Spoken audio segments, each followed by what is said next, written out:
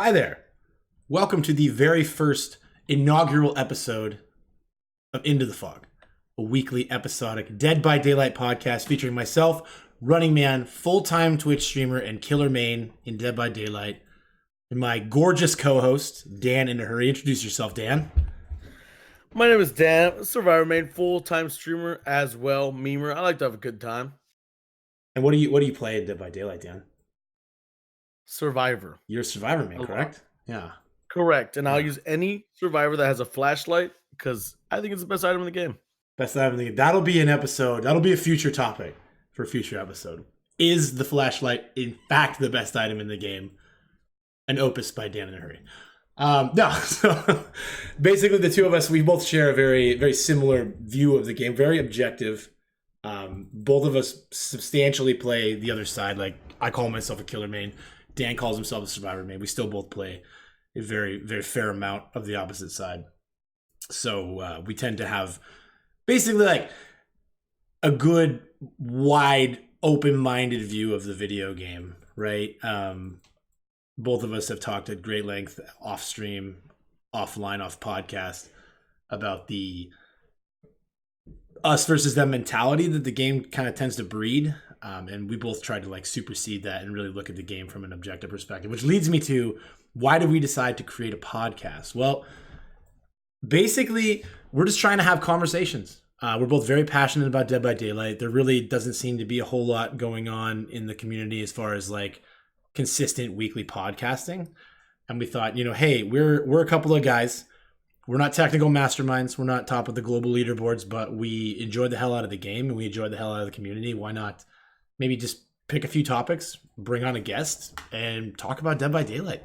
See if people enjoy it, right? Does that sound about right to you, Daniel? It sounds amazing, dude. Thanks, Dan. Really blowing up. Did we retake? You get that post? Did you retake? No. Yeah, we'll edit it out in post editing, buddy. It's all good. Okay, no. cool. So basically that's where we're at. That's the mission statement, right? We're not out here trying to teach people how to be optimized. We're not out here trying to scream for behavior studios to get burned to the ground. We're just talking about Dead by Daylight. We love the game. We love it for its failures and we love it for its victories. And we just want to maybe give back a little bit more to the community. So with that said, the format will normally involve us bringing on a guest, and we decided for episode 0, basically, we're just trying to introduce you guys to the show, introduce you guys to us personally. Like, a lot of you may not know who we are. Neither one of us is a giant fish out there on the directory, but we tend to spend a lot of time. Like, I stream a tremendous amount of hours. Dan streams a few hours, but he also spends a lot of time playing the game as well. And so we've got a chance to meet a lot of people and network a lot throughout the community. And so, yeah, I don't really remember where I was going with all of that, but we will be bringing on guests week to week. Next week, we've got Alex Dids slated in as our guest, so look forward to that. Also, the episodes will be dropping on Sundays, so that's just going to be standard moving forward. So what's going on this week? It's actually a huge week. This week and next week are huge weeks for Dead by Daylight. The mid-chapter patch is looming.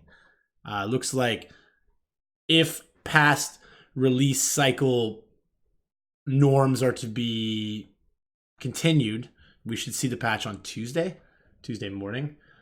So what we wanted to talk about today was the upcoming patch, and then we're going to have a short section where we're going to discuss just a matchmaker, which has been kind of a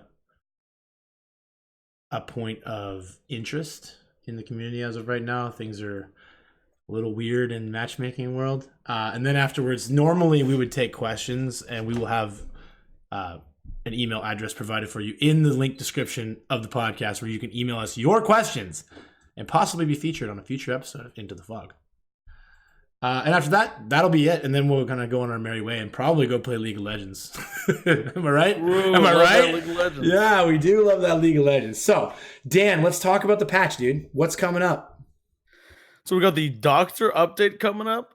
That's amazing. I played some of that myself. I'm loving the new Doctor. We have the ruins being changed, and I believe a little bit about the gatekeeper emblem as well. I think Running Man knows a little bit more about that, being a killer main. What are you trying to Do say? you have some information on that? Are you calling me sweaty right now? Acting like I care about pips out here? Is that what's happening? More experience, right? Killer main experience. More experience. Is that how we? Wait, is that the white collar way to call someone sweaty now? They're super experienced. Maybe. I feel like yes. Okay, so we're starting with the Gatekeeper emblem. That works. Okay, so Gatekeeper has been a point of contention, and this really kind of goes hand in hand with the Ruin change. Gatekeeper has long been the emblem that literally feels completely out of the killer's control.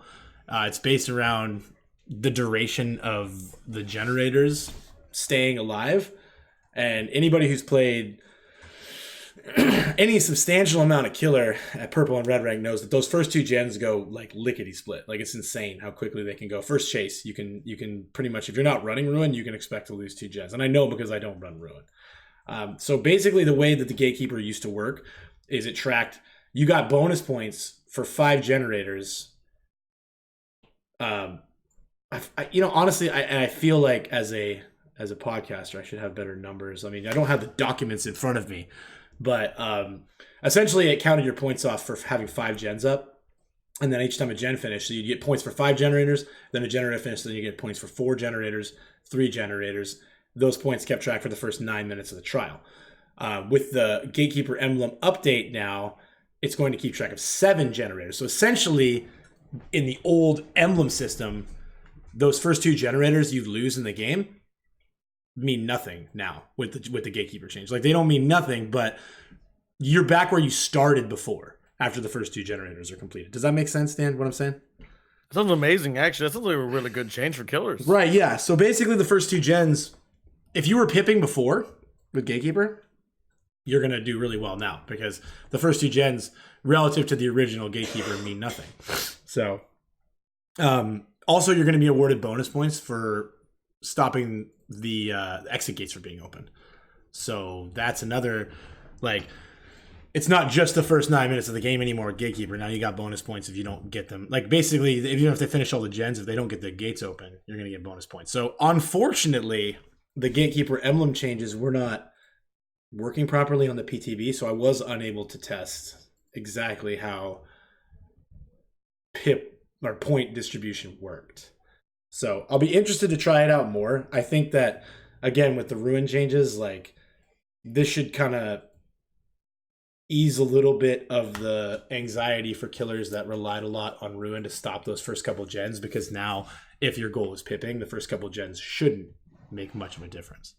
So good change, right? That's pretty amazing, actually, because not only is Ruin being changed, but the emblem is changed as well. So that's like tit for tat. That's like 2 reasons of why a lot of the average killers are going to be trying to switch to Noed. Sounds like. Wait a second. Wait, what do you mean? Wait, where did Noed come from? You think that? Okay, so are you feeling like Ruin's gone? They need another. They need something else. They need something to replace. They need something strong to come back. But if they also stop them from opening the gates, and they use, so it's like there's 2 additional reasons to now possibly run Noed. Wait, so are you telling me that emblems, that 2020 is the year of Noed? It could actually be. I kind of feel like it's gonna be really significant. That's crazy, because if you guys aren't familiar with Noed, it's a hex totem. It does not activate till the end of the game. 5 generators complete. Noed's. I mean, honestly, if you've gone out of your way to listen to a Dead by Daylight podcast, you probably know what Noed is. But I just really wanted an excuse to talk about how it used to be not a hex totem, and both Dan and I remember in the beginning. The beginning. In the beginning, when Noed was just a 2-minute exposed status effect, and then they changed it to a hex totem. Now, a big reason why I consider Noed to be a lot less viable in the current meta is that, you know, if they get 5 gens done, like, you're losing that game anyways. I mean, you might 4K, but you're probably not going to pip. Now with the Gatekeeper change, I feel like, and this is something Dan and I talked about before we started recording, but I do feel like Noed is going to be a pipping perk again, because even if you lose your totems, if you lose your gens, if they don't get those gates open, you get that bonus. And so this is, again, what I need to test it on the live servers, because that could be very interesting. We could actually see, because, I mean, you don't really, when you're playing at purple and red rank killers, you don't really see a lot of Noed, because guys that get to that that emblem level don't normally run Noah, because if they're getting to that point of the game, they're depipping anyways. So this is interesting, like I'm looking forward to seeing it. I'm looking forward to the schadenfreude of it all. I'm not going to run Noah because that's not really the kind of play. If you don't know my content, I do take requests, so I will run Noah if you ask me to, but if I'm ever given my own choice on perks, Noah usually, outside of a few restricted meme type builds with endgame, I don't run Ruin because it's I lost the game perk, and I'm not really as motivated to do that. But yeah, be interesting to see if Noah turns into a pipping perk. That's kind of funny. So why do you think, now we're talking about the emblem changes that just happened, and we're talking about Noah possibly making a resurgence. We talked a little bit about the beginning, but all of this wouldn't even be a conversation if not for the Ruin rework. Dan, walk me through, what are they doing to my Ruin, man? Dude, God. Honestly, Ruin is dead and gone. It's over. Never use it again. But actually, like, it won't be as good as it was, but I think it's, in all seriousness, I think it's gonna be okay. Dan, I'm brand new. I don't know anything, okay? I don't know anything. I haven't read the patch notes. I haven't played the PTB. What's going on? What are they doing to Ruin? What's happening to my Ruin? What's happening with Ruin is, okay, so a survivor finishes a gen in 80 seconds, right? And usually the regression rate is 1/4 of that 80 seconds. So instead, it's going to regress even faster than that. So if it took you essentially 80 seconds to do, 100% of a gen, 160 seconds, it'll regress all the way to 0. So it's going to regress double the speed. But you're telling me about regressing, but why does it regress? Honestly, is there an effect, possibly an effect while the hex totem is active that causes the generator to regress? I'm so dumb, I don't know. Correct, because it's still on the hex totem. Okay. So while the hex totem is up, it'll regress at double the speed it normally would have. When does it regress? It'll regress as long as it's up and if a survivor's not touching it. Okay, so you're telling me that instead of Hex Ruin affecting skill checks, now if a survivor's working on a generator, gets pushed off the gen, stops working for any reason, the generator will naturally regress at double the normal regression rate. Is that what you're telling me? Correct, and that's why I think killers that can push survivors off the gens, depending on the map, it's still going to be an okay perk to run, is my speculation. You're such a good educational person. Like, maybe you should, is Fungus, if he's listening, he should probably be worried, because Am I going to start doing education? You might be the next big thing in educational streaming. I don't know. Number one educational meme or survivor main. I can consider that for a title on Monday. All right, so basically, like, Dan and I, we talked about this at length. We both tested Ruin pretty extensively on the PTB. I had very minimal success with new Ruin. Dan felt a little bit more like the perk was doing good things for him. Could be a playstyle thing. Could be the fact that they pretty much wide open the matchmaker on the PTB. But I think we both agree that Ruin as a regression perk is, while not completely useless, is not going to be it's not going to be heavily impactful in the meta. Certainly, like, again, Dan mentioned during his explanation, specific maps is going to do a lot better. I do think another factor is that with Hex Ruin being such an important part of the meta for so long, basically a large percentage of survivor mains are trained, like, out of the gate to go find hex totems. Like, nobody wants to be hitting red skill checks all game, right? Like, people want that shit gone. They want to be focused on winning the game, get the gens, get out. If you're hitting red skill checks, you're taking time away that you can't spend looping and teabagging. So, which I both condone. I condone both, by the way. I want to make that clear as a killer man. Very fun. I condone fun in my video games. But so I do think that we're going to see a shift back towards hex totems here in a few months, maybe. But as of right now, like I said, people are they're autopiloting to hex totem locations. Also, there's a pretty substantial tell. The second you're pushed off a generator, it sparks like an old Ruin skill check. So people are going to know that Ruin is active. They're going to know that gen that they just worked so hard. They held down M1 so hard on that generator, and now it's regressing. So they're going to get out and they're going to get the totem. It's not gonna last. And the problem is, and give me 1 second. The problem is I'm gonna take that sniff out in post editing, by the way. I thought I muted my microphone. My apologies, everyone. Yeah, life, right? I just lost my entire train of thought. Where was I going with this? The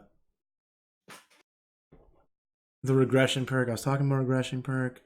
I had them getting kicked off it, them going to look for the they're going to look for the totem. Like, off it. Yeah, they'll just get rid of it really quickly, and then that was what I was going to talk about. There's a design stalemate with the way that the perk is designed right now. It's too strong not to be a hex perk, but in my opinion, too weak to justify a perk slot for a hex perk.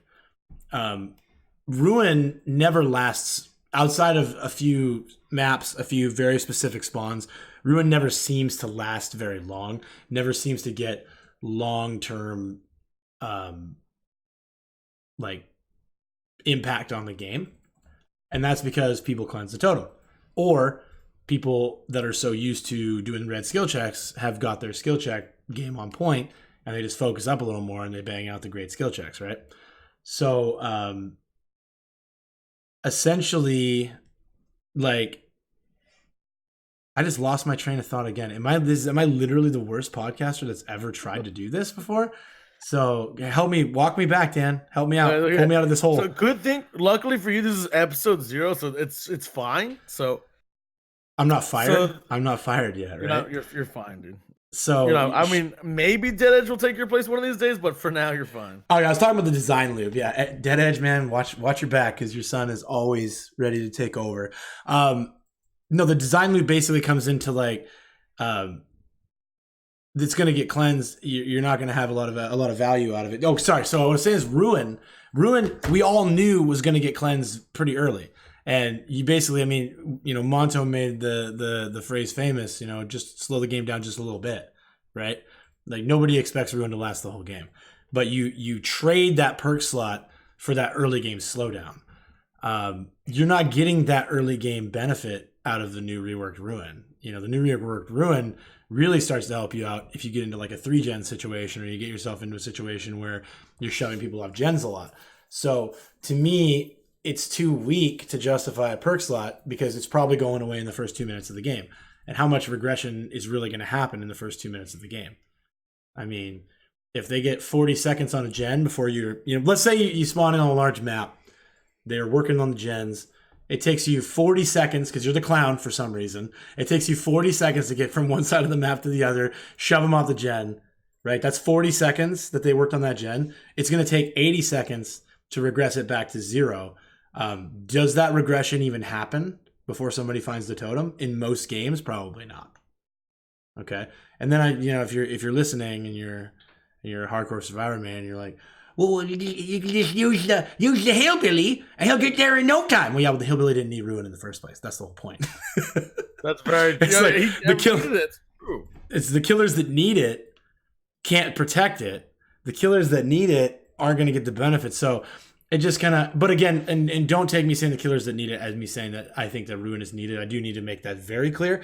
I am ecstatic about the Ruin change, because what the Ruin change looks like to me is a possibility for future design implementation around slowing the game down in more creative ways.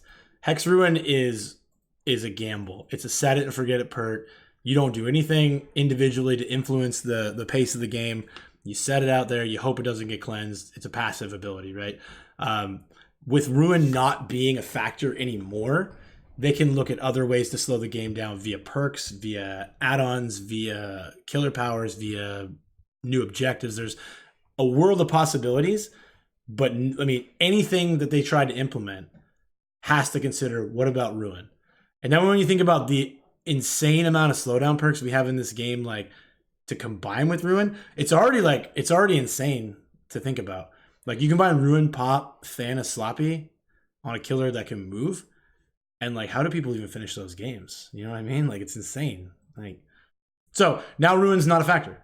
I mean, ruin's a factor, but not a factor in slowing the game down. And so I don't know. I'm excited about it. Dan, what are your thoughts? My thoughts are I think it's going to change a lot of the game and how it goes. I think a lot of killers, at least they were getting to rank 10 too easily when they were new to killer because Rune was that strong against new survivors. I feel like now without Rune around, that's going to change a big it's going to be a big thing of how new killers like rank up in the game. Yeah, I do think that that may even have been their ultimate intention, is to make the game easier for beginner players, mid-tier killer players, or I'm sorry, mid-tier survivor players who literally get absolutely destroyed by Ruin. And then, Oh yeah, Rune would just be so oppressive to new players. Like they couldn't play around it. Like it makes sense. It makes sense from a business standpoint where I've known players that wanted to play the game and they're like, "What the heck is this? What is this? What is this? What is this weird thing that I have to hit? I can't hit at all. what's this red skill check? What is this?" Yeah, it's going to make a big difference, and it's going to keep new people wanting to keep playing the game because it can be very hard on someone just trying to get into the game. They can't even do their generator. That's the one thing they want to do, and they can't even do it. So Right, yeah, because I mean, yeah, your average like 100-hour player is not a loop god. They're not enjoying getting the flashlight and living in the shack. They're out there trying to bang out gens so they can go home to see their wife and kids. Right? They're working them 9 to 5. They're working the 9 to 5, dude. They're grinding. They got their lunch pail and they got their 5 o'clock shadow and they got their dream. You know? Yeah. And so, yeah, I'm loving what I'm hearing from you. You know what's something else that literally just came to me, and through the power of technology and podcasting, my thoughts can be processed and given to you guys on a live stage. I just thought of this. Think about killers too. Think about new killers who currently can go into any major Dead by Daylight stream and be like, "Hey, I'm a killer main and want to get some advice on how to play the game." They're like, "Well, make sure you got Ruin," right? And so everybody gets told Ruin. And I can't tell you how many new killers have come into my channel and been like, "Hey man, so I got Hag leveled up finally, so I got Ruin." Right? I mean, everybody thinks Ruin is this be-all, end-all perk that you need to be able to succeed in this game, right? Think about the killers that are going to come up in the next 6 months without Ruin. They're going to learn the game. They're going to get good at the game without ever knowing Ruin exists. Without ever knowing original Ruin existed, right? And it's just kind of cool to think about. Like, the killers are going to get better. The killers that people see in purple and red ranks are going to be better killers. Like, some of the veterans that have been leaning on it, they'll adapt. They'll get used to it. I mean, I remember they've made so many big changes in this game that people have been like, well, how are we ever going to adapt through that? They took away half the pallets in the game at one point, right? 50% of the pallets in the map's gone. That's just like the evolution of a game, man. People get used to it. People learn new things. They learn new ways to play the game. Like, everybody adapted. They got rid of the pallet vacuum. People adapted. They got rid of infinites. People adapted. You know,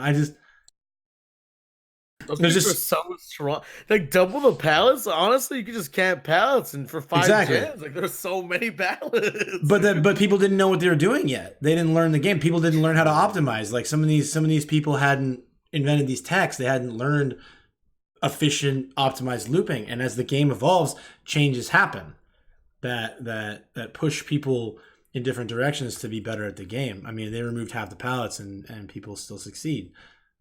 We remove Ruin, people are going to be fine. The god tier killers that are playing in the red ranks are still going to be really good. The mid tier killers are going to suffer for a while. They're going to take their lumps, and they're going to learn. They're going to adapt, and the game's going to change. Like, Dead by Daylight's not done. They're not like, okay, we took Ruin, game's over. Now you just play for them. Like, they're going to continue to make changes. They're going to continue to look at the stats, the behind the scenes stats. I know personally, as a killer main, as a person who plays 12 hours of killer Monday through Friday, that those games that the gens are done in 4 minutes feel terrible, but they don't happen very often, right? Those are the ones that stick with you, but they're not the ones. They don't happen that often. I consider myself to be somewhere in the range of average to above average a killer, and I have stopped running Ruin consistently back when the clown came out. I've been a Pop Goes the Brain Cell gamer since the beginning. Since the beginning. So I personally am unconcerned. I know that there are some people in the top 1 to 5% of the player base that are very upset about the Ruin changes. And honestly, like, you just at a certain point, you got to look at it like you can't balance a game around the top 1 to 5%, or the game will die. I'm not going to name names and I'm not going to name games, but I'm looking at some games right now that seem to be focusing balance around top tier gameplay, and the player bases on those games are plummeting to they're plummeting to like B they're pulling B simulator numbers out here, okay? Like they're not performing, because you have to keep casuals happy. You have to keep beginner players happy. Your game needs to be fun for everybody. You know? Or I mean, look what happened with Fortnite. Fortnite's an excellent example of the most recent, what was the version 2.0 that they launched, and they started adding in performance-based matchmaking, and they added in bots. So people who were bad at the game like me can actually make it to endgame. People who are bad at the game like me can actually win games of Fortnite. And you know what? Never had more fun playing Fortnite, because I'm not out there I'm not out there surviving till the last 10 and then getting domed by some dude who plays for FaZe. Like, I'm actually like able to play a little bit and have fun with the game. And their player base has never been stronger, because they're keeping the game fun for players of all abilities. That sounds amazing, dude. That sounds like really like innovative. I feel like that sounds good as heck. Absolutely, right? Yeah, I mean, it's awesome. So honestly, again, I guess to sum up our conversation regarding the Gatekeeper change and the Ruin change, is I'm all for it. I think it's a great change for the game. I think it's and there's a lot of people that have echoed this sentiment. I'm going to say it now, but the big thing to look at is like what happens next. Like, now they've made this change, what does behavior do next with the change? And so I guess time will tell on that. But for the time being, I'm happy with the change. And if you have any other final thoughts before we move on, Dan, it's up to you, man. I think it's a good change in the sense that I want the meta to shift. I want it to change. I want things to be shooken up a little bit, and I'm glad they're doing this, because it gets to shake up the meta a little bit. Yeah, absolutely. You make a great point too. You and I have discussed this at length off stream, but the Oni patch didn't feel like it changed anything to me. 100%. Like, it didn't change the meta at all. The perks are interesting, but they aren't like game changing. I'm not running the pick up the pallet perk, because I honestly believe if they left it up at 3 seconds to pick up pallet, I might have been able to do something with it, but they changed it to more right before release. So some stuff like that. I mean, it's not game changing. Yeah, it was a fun thing. I mean, some of the perks are interesting, like you said, and they're fun. But overall, I feel like 2 weeks before the patch, 2 weeks after the patch, I was playing the same game. 100%. Like, I even forgot it even happened, because right. No, not like which one? The Spirit one that got released. So good, changed so many things. I don't know. I just want the game to be shooken up and changed. I feel like every patch usually feels pretty fresh for a while, but the Oni patch, and again, this isn't a dog on the developers, and the Oni is a fine killer. Like, he's not bad. He's not too strong or too weak. It's just like, he's just a vanilla yogurt of a killer, right? Like, he's just a killer. I don't know. There's this like, I don't know. It just felt so like, here is a killer. I don't know. I'm sorry if I'm coming off as like disrespectful, but it just doesn't feel like it changed a whole lot to me. Although this is a good way to segue into the topic of, I did get a chance to test out the updated flick on Oni, and I do think he's about to get substantially stronger in the hands of killers like myself, who are more like mid-tier, average, above average style killers. Like, he felt good on the PTV, buddy. The flick felt so much more controllable, so much more of an advantage, which is something that I tested out the original Oni, and then they made like 2 adjustments to the flick. They had the initial Oni, and then they nerfed the flick once, and they nerfed it again. Correct? Right. Do you recall? I don't recall specifically. I do recall that. I think they changed it 2. I'm pretty sure they changed it at least 2 times, if not 3 times. I remember them like, they keep on touching it up. They really want to find that sweet spot. Right. I think he might be there now. I played a significant amount of Oni on the PTB, and he feels real good to me. So time will tell. I'm very excited for Tuesday. I'm excited. We'll talk about this specifically more next week. I'll have some numbers for you. I'll have some reports for you after the patch drops and I get a chance. I'll do a lot. Next week, I feel like I'm just going to be playing Oni and Doctor like 80% of games. while we flesh out the new changes. But we'll make that. I can promise you guys. If you guys are listening and you're already just thirsting for the new episode next week, we'll talk a lot about the Oni flick change next week. All right, let's segue into. I don't feel like we need to spend any more time on Oni. It's really not that big. I mean, that's like really the only change is they're just adding more movement to the frenzy flick. So we'll get more data on that and be willing to talk about that next week. But now let's talk about the doctor update. Doctor, give me the news, right, Dan? I mean, am I right about that? He's so good. Like the current doctor is so not fun to play, but the new one, I'm like, this is actually pretty good. Like I just see buffs all across the board for him. Yeah, I I have such a hard time, being who I am as a person because I'm a very, very optimistic, a very positive person, very see it your way kind of guy. But when I hear people talk about the Doctor nerf, it makes me want to throw up and cry at the same time. Like literally makes me want to throw up and cry simultaneously. The Doctor he's the second worst killer in the game, if not the worst. He can't get any worse. It's 100%. He's already dead. How can you kill him anymore? No, and like what actually happens is these people. Use the term "people" loosely. These people play like hostage doc exclusively, and then hostage doc gets taken away, and they're like, "Wait, I can't play my exploit build anymore." Nerf! You nerfed him. Like, no. It's like the same people that called the Legion changes the Legion nerf because you couldn't literally bleed someone out while staring at the ground behind them. Like, that's not a nerf, homeboy. That's taking an exploit out of the game. True. Like, that was so bad. They're both so bad. I'm glad they're getting taken out. Can I be real? Do you call easy anti-cheat a nerf as well? Is that nerfing me? The inability to use third-party software to play easy? No, it's not a nerf, dude. So, the Doctor change, definitely not a nerf. And I'm actually personal friends with a dynamic killer main by the name of Dre, Archer Dre on Twitch. If you guys don't already know him, don't already follow him, check him out.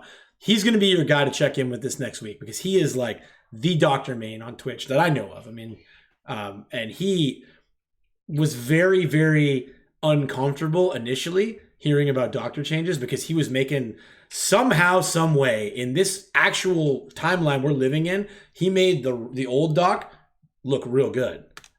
And now he got a chance to test out the Doc, and he's feeling really good about the changes. So I can't, to bring it all the way back, I just can't feasibly understand how you could call it a nerf because it's nothing but a buff. Basically, they've taken his two stances, mashed them into one stance. So before you had to go from treatment to punishment.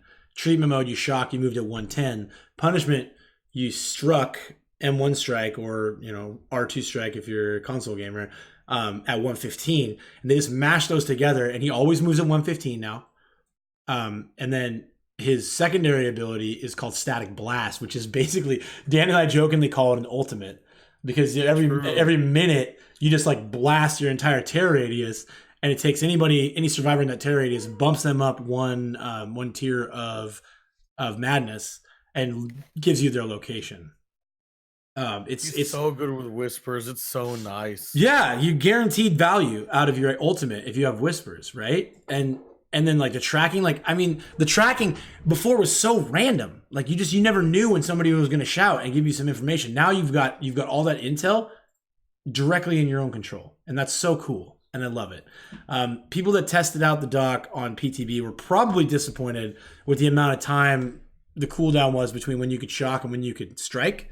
But the good news is I've gotten confirmation from multiple people, multiple behavior employees have confirmed to me specifically directly that they will be looking at those numbers and adjusting them down. So that's not going to be the final numbers. And even at that, on the PTB, I was out there just feeling like the Doctor's good now. He's mid-tier good, right? I mean, do you agree? You played him, right? Yeah, 100%. He does feel like he's at least mid. It's funny because old Doctor, I felt so bad playing him. Like I felt like I was hurting myself playing old Doctor. This new Doctor is fun. It's fresh. It's at least mid-tier, I'm thinking. Well, let's settle down with that at least talk, dude. He's not going to be top tier. Mid, He's still going to get looped. Okay, he's not going to be top tier, man. No. Let's not pretend like Herman. Let's not pretend like Herman's going to be out there on a yacht with a bunch of ladies. All right, dude. Like Herman's still going to have his struggles. Okay, but he's not garbage. He's not hard to play. He's not on the small maps where his ultimate just really shines because of me. Nice. It's gonna be good. I agree. Yeah, I think that between the ability to have on-demand tracking now, which tracking was like his big strong suit, but it was so random, RNG, right? And so his ability to track on demand, his ability to, I mean, he never moves at 110 again, which to me is like, I mean, I'm Running Man in real life, and I am Running Man in game. Like the faster, the better. 110 killers are not my jam. I don't like to move slow. And now he doesn't have to move slow. So super cool. Super cool. You can't really use his blast and chase. Although I did have a couple of plays in the PTB where I blasted somebody on a pallet and got a cheeky hit. So it's going to be fun. They've added some other stuff to the add-ons. They've taken away his exhaustion add-on, which again is something that I think that most people can agree is a good idea. Thank goodness on that one, actually. Yeah, I mean, I don't think exhaustion add-ons are healthy for the game, personally. And I mean, this is one that's going to have a lot of debate, back and forth throughout. I mean, again, we talked way back at the beginning of the episode. We talked about the whole killer versus survivor, mindset. But I think most objective folks can agree that exhaustion add-ons are like cheesy at best, and like, at worst they're a lot worse than cheesy, and they're way too common. And so, anyways, exhaustion add-on is now gone. There are some fun add-ons that involve reverse skill checks, which are going to just be really funny. I think I'm looking forward to that. I had some fun messing around with Dark Devotion, because when you hit the obsession with Dark Devotion, they take the terror radius with them, and then you static blast off of the Dark Devotion person. So is that how that works? That's amazing. It does, yeah. So if you got yourself a W gamer and they go cross map, all of a sudden you're blowing up a whole bunch of people. And that's how that works. Isn't that so awesome, right? Fun, Isn't that awesome? And then you tie that with the new iridescent add-on that causes the jump. So it shocks from the person who got hit to the person that got shocked that gets close, and all of a sudden people are blowing up all over the map, dude. It's so fun. Such a meme, dude.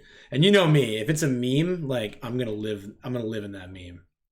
So I'm excited about it. Snap out of it now is gonna be a progress bar that you don't actually and it's kind of like a healing progress bar, right? So if you stop snapping out of it, you won't lose it back to you won't reset the entire progress. If you miss a skill check during snap out of it, you only lose 25%. So I think that's a good change too. That could be really frustrating for a new player. That's good, because the whole borrowed time thing stacking up with that, you just fall on the ground when that Oh man, I can't believe that was a thing, dude. I mean, funny. I know, hold on. I'm a killer main, and I play a fair amount of Survivor. But Doctor is a fairly uncommon killer on account of him being suboptimal in general, right? So I didn't face a whole lot of Doctors. I mean, I float around in purple red ranks. I don't face a lot of Doctors, but I feel like I didn't even realize about the snap out of it borrowed time interaction until maybe 2 months ago, where I was in borrowed time and I was in tier 3 and I'm like, wait, I can't what? I can't what? I can't. Hey, what? What? So and I was like, how long has this been a thing? And my friends were like, yeah, basically forever. So have fun. So I'm really glad to hear that that's gonna be looked at here. So I don't know. Again, I feel like the community has this really negative overarching opinion of the devs, and they get really critical. But I feel like they've been addressing so many of the problems. And it takes some time, especially when you're developing a game for 4 platforms as well. It's just very challenging to get these changes implemented quickly. But I think that they're doing an outstanding job, and I'm really excited about this patch specifically. I don't think, have we missed anything going over the notes here? Or are we looking at Hex, Ruin, Gatekeeper, Oni Flick, Doctor? That's pretty much all the big stuff. Yeah. Yo, 100%. Yeah. Yeah. No Monster Shrine buff again. Pretty disappointed in that. But that'll be for another episode. All right, cool. So we talked about the patch. We've introduced ourselves. Why don't we talk about the matchmaker for just a few minutes? It's probably not going to be anything super in depth because neither one of us knows anything about back-end coding, anything about matchmaking in general. More just observations that we're seeing and questions that we're asking and hopes that we have for the future of the matchmaker. Just Dan, in 1,000 words or less, tell me how you feel about the matchmaker right now. Only 1,000. I mean, well, it's kind of actually okay. Wait. So with the matchmaking, what confuses me most about it is that at times, not only will survivors have bad queues, but killers will also have bad queues, and I can't wrap my head around that at all. Like, it kind of blows my mind. Yeah, I will give a personal statement on that subject. So I was streaming last week. I believe it was Thursday of last week, and I was rank 5 on my killer. I was rank 6 on survivor. So puts both right in the heart of purple ranks, right on the cusp of purple red, 6 and 5. I sat in queue for 10 minutes on my rank 5 killer with no game. So I decided to swap out to survivor. And then at rank 6, I sat in queue for 7 minutes. I went to SteamDB and confirmed that there were 22,000 active players at that time.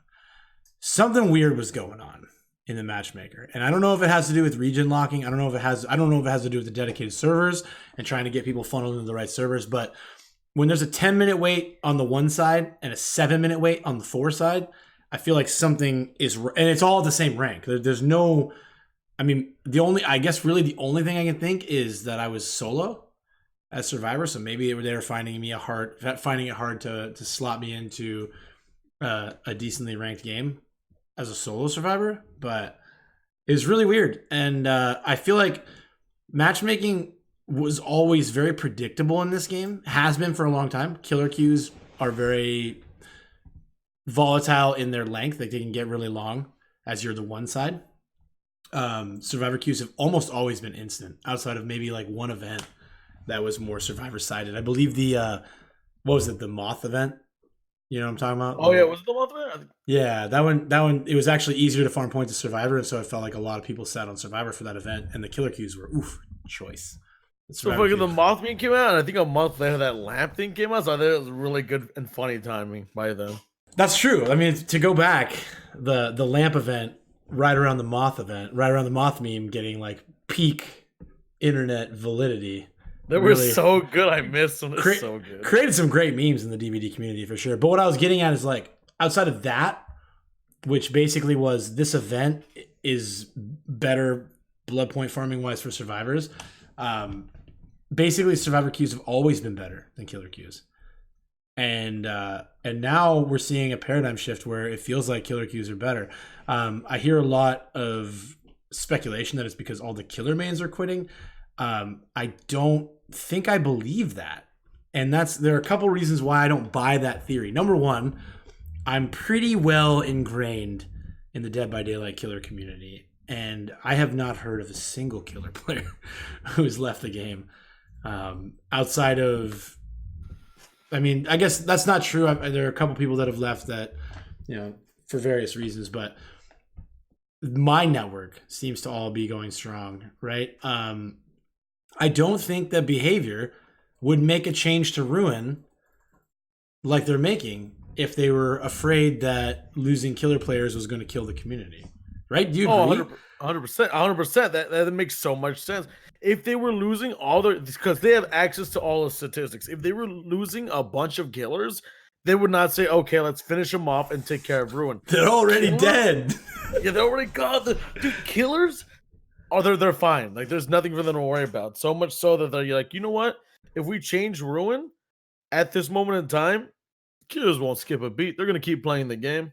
Yeah, I know. Most of them anyway. And people get really insulting about, like, their intelligence, right? But they're not bad. The game has never been more popular than it is right now. It has never had more concurrent players than it does right now. They know what they're doing. Like, whether you think they know what they're doing game design wise, or balance wise, business wise, as game developers, they know what they're doing. And if these speculations about nerfing Ruin's going to kill the game because killers are already leaving in droves, if that was even a semblance of accurate, we won't see the Ruin change hit the live server. If Ruin changes don't hit the live server on Tuesday, maybe I would consider that killers leaving in mass is a real problem. But as of right now, there's really nothing that indicates that to me. Matchmaking is tough on both sides. Therefore, it's not like survivors are getting long queues and killers are having instant queues. If we were dealing with a mass exodus of killer players, I would never be complaining about killer queues, right? It would just be instant, always. Correct. Yeah, there weren't enough killers. It should be instant. And it is instant at times. Queues are good, correct? Yes, queues are good at this time, but instant, no. And there are definitely dead zones where queues are not good, which leads me to believe that the problem is somewhere in the matchmaking, like code, the way the matchmaking is designed, right? I think it's trying to do too many things at once. So it's not only is it trying to find and average you out for the highest ranked survivor in your queue, there's also region lock. I feel like both these things, that at least that we know, there's probably more to it, but these two things are big reasons why the matchmaking is so not good. Why it's taking so 4 minutes, 5 minutes, even 7 minutes to find a game as survivor at the moment. Agreed. I think that between region locking, between trying to find a killer that matches the highest ranked person in the lobby, I mean, there's just a lot going on. I did watch Tofu's video, matchmaking video, and I don't know if you guys watched it. Anybody who's listening. Oh, and again, I'll do another like light shout out here. Tofu makes outstanding YouTube content, and he did a whole update regarding the matchmaking change that I won't divulge any information, but basically the heart of the problem is, in his mind, and in what he was illustrating, is that they're trying to matchmake off the highest person in the lobby rank wise and not just taking that average, which I don't know. As a killer main, I never had a problem with. I don't know. And again, the problem is I have to look at things. I have to try to look at things objectively because like I have 5,300 hours on PC. You know, if I combine my PC and console hours, over 6,000 easily. I have a lot of time in the game. So to me, like looking at a team that has, you know, an averaged out rank isn't so bad. But if somebody's got a couple hundred hours in the game, they're ranked 15 and the averaged out has 2 rank 1s and 2 rank 20s and all of a sudden they're facing, you know what I mean? Like I see that being kind of frustrating, but I don't know. I'm not a game designer and I'm not able to tell you how to, or tell them how I would fix their matchmaker, but I miss the old matchmaking. I also would not be opposed to them just removing ranks and opening matchmaking just to get us faster games.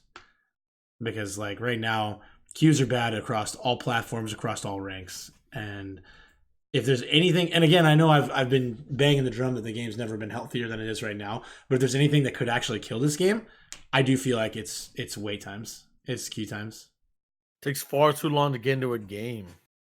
Yeah, I mean, I'm a full-time streamer, full-time content creator, right? So I got the time. I can wait in queue. But you got a guy who gets home from work 5 p.m. Have some dinner, you know, sit down and watch Dancing with the Stars with their wife, and then she heads off to bed to do some reading. You're gonna go play a few rounds of Dead by Daylight, and in an hour and a half you get 3 games. Yeah, that's rough. Big feels bad. Oof. Dude. It's a big feels bad. Oof. Wide people sad indeed. So, yeah, matchmaker. I guess really our purpose for bringing up the matchmaker is just to kind of like commiserate because I don't have any ideas how to fix it outside of opening matchmaking up like they do on the PTB or outside of getting rid of rank. I really don't know anything about how to code the matchmaker and how to make the matchmaker more efficient. But I would say that like if a behavior employee reached out to me and said like, what do you think we should focus on? What do you think should be the primary focus moving forward after the patch? I would say the matchmaker, also the servers. The dedicated servers could use some help too, but mostly the matchmaker is where I'm at. What was a big tell of if the sorry to stop you there. What was a big tell was for them like Okay, so they just made it so your rank reset only changes you one color. It's not 1 to 10 anymore. Every rank reset, our queues would be fixed. At least the last like month or two since they've been changed. They changed it so drastically, and it's still long. It's still very long. Yeah, matchmake. I mean, rank reset did nothing to the queues to me. Like it was just exactly the same as it was the day before. So I don't know. I don't know, guys. This is really, like I said, the biggest. I mean, you got so many people on Reddit and Twitter and the forums and MySpace and everywhere. They're just screaming to the moon about the Ruin rework and fix this and nerf that, get rid of DS, buff Dark Sense. You know, there's people out there screaming about everything, but the real biggest issue I think is the matchmaker and the lack of efficiency in finding a game. You know, I mean, I play a lot of competitive games off stream outside of the Dead by Daylight realm, and Dead by Daylight by far has the longest wait times of any game that I've played. So I would like to see that be a major focus point of the next development cycle. All right, so that's the matchmaker. At this point in the show, we'd be asking you guys to email us your questions, and then we'd be taking questions. Now, obviously, this is episode 0. We don't have any questions, but into the fog at gmail.com is going to be your way to get questions into our pockets so we can read them, we can answer them, we can feature your name on the #1 Dead by Daylight podcast on the global leaderboards. How does that sound? Sound good? Sounds amazing. So email us. You can address the email to Running Man, or to Dan in a Hurry, or to Into the Fog, or to Wishbone. Wishbone will take your questions as well. Correct? My cat Wishbone. Your cat Wishbone. Sorry, I forgot. I always assume that everybody just knows who Wishbone is. Yeah, so amazing cat. Send us questions. We'd love to answer your questions. It's free content for us, so thank you. But as of right now, do you have any parting thoughts? Anything you want to discuss that we haven't already brought up, Dan? Or first 5 people to send a question get a personal picture of my cat, dude, with their name right next to him. No way, dude. Seriously? Yep. Oh, shit, I'm about to email right now, dude. I want to get a picture of Wishbone. All right, sounds good. So send us your questions. Thank you guys for listening so much. This has been really fun. This is, like I said, the first episode. Next week, we will be featuring Alex Dids, and there will be more information on that to follow.